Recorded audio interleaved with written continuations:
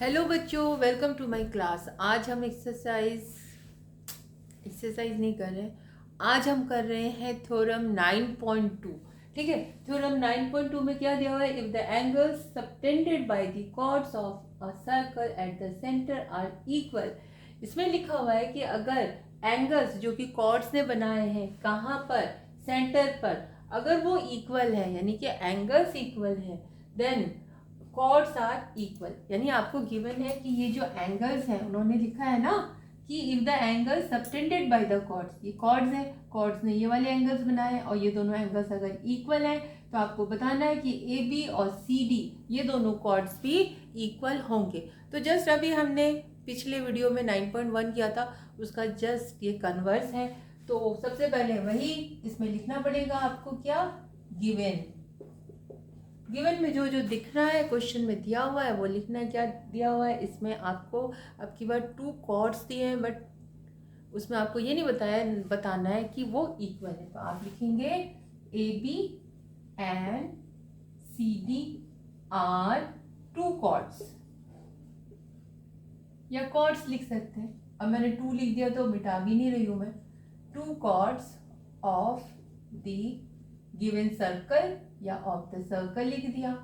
तो यह आपने बता दिया कि ये दोनों कॉर्ड्स हैं और फिर आप लिखेंगे कि angle A O B is equal to angle C O D. ये गिवन है, एंगल्स जो है वो इक्वल सबटेंड कर रहे हैं। तो आपको प्रूफ क्या करना है? आपको प्रूफ करना है chords are equal. To proof, तो कॉर्ड्स का नाम लिख लीजिए। क्या है कॉर्ड्स का नाम? एक ये कॉर्ड है, एक ये कॉर्ड है ना। ये वाली कॉर्ड क्या है? A B. ये वाली कॉर्ड क्या है? C D.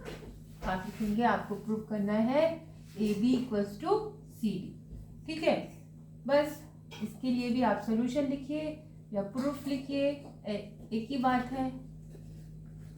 तो प्रूफ क्या करना है आपको? ये इसके इक्वल है। ओब्वियसली दो साइड्स या दो एंगल्स या किसी भी दो चीज़ों को इक्वल प्रूफ करने के लिए उनसे रिलेटेड ट्रायंगल्स को कॉन्ग्रुएंट प्रूफ करना होता है। तो ले लेते हैं हम ट्रायंगल, क्या? ए ओ बी एंड ट्रायंगल ये वाला सी ओ डी, और यहाँ लिख लेते हैं इन। यानी कि इन दोनों ट्रायंगल्स को कॉन्ग्रुएंट प्रूफ करने के लिए हमें इन दोनों ट्रायंगल्स में 3 पार्ट्स इक्वल दिखाने हैं।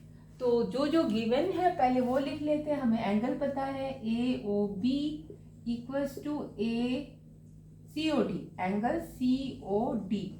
कैसे इक्वल है, कहाँ से पता चला? ये गिवन है। ठीक है, और क्या पता है? और पता है कि ये एक सर्कल है, इसी के अंदर ये सब रेडियस है, तो सेम रेडियस सेम रेडाई हो गए सेम सर्कल के। तो आप लिखेंगे ओ ए इक्वल्स टू, आप ओ ए को इसके बराबर भी दिखा सकते हैं, इसके बराबर भी दिखा सकते हैं, क्योंकि ये तो चारों बराबर ही है। तो कोई भी दो पेयर बना लीजिए।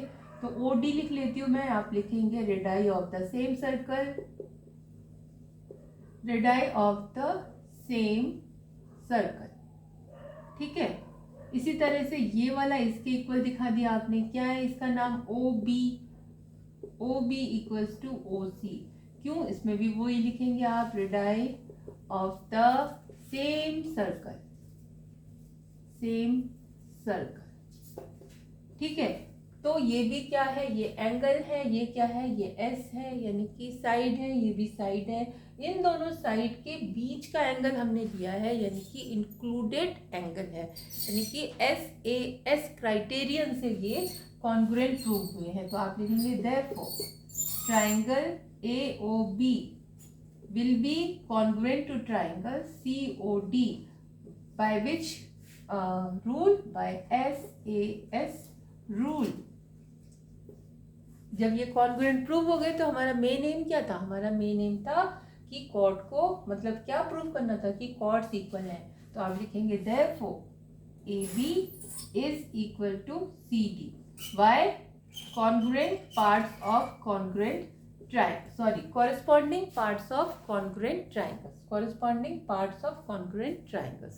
इसके according A B and C D ये प्रूफ हो गया। तो इजी था, इसमें ये भी टफ नहीं था। सिमिलरली थ्योरम 9.1 के जैसा ही है, तो होप आपको समझ में आया होगा। अगर समझ में आया है तो please please please please please मेरे चैनल को सब्सक्राइब कीजिए, लाइक कीजिए, शेयर कीजिए और कमेंट दीजिए। Thank you.